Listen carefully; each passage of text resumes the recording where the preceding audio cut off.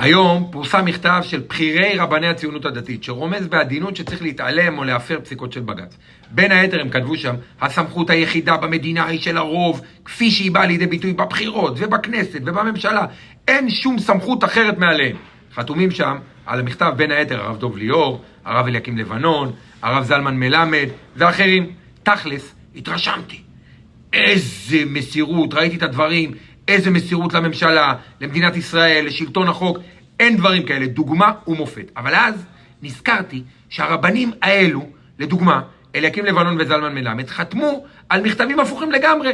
באוסלו לדוגמה שני אלה חתמו על מכתב שאומר, בוודאי שאנחנו חייבים להתנחל בכל ארצנו. ממשלה שתחליט באופן עקרוני שלא ליישב את ארץ ישראל, הרי שהיא מועלת בשליחות שניתנה לה ודבריה בטלים ומבוטלים, ואין הבדל אם הממשלה מחליטה על ביטול חלקי או כללי של ההתיישבות, כמו שהכופר באות אחת מן התורה, הרי זה כופר בתורה כולה, כן העניין בארץ חיינו.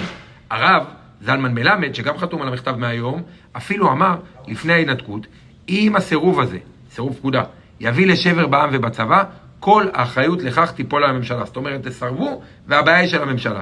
במכתב אחר, לפני ההתנתקות, שגם חתמו עליו הרב דוב ליאור והרב אליקים לבנון, שזוכרים מהמכתב של היום, פורסם ככה היה כתוב, לשום יהודי אסור להשתתף או לסייע בכל צורה שהיא בפירוק ההתיישבות או אחיזה בארץ ישראל.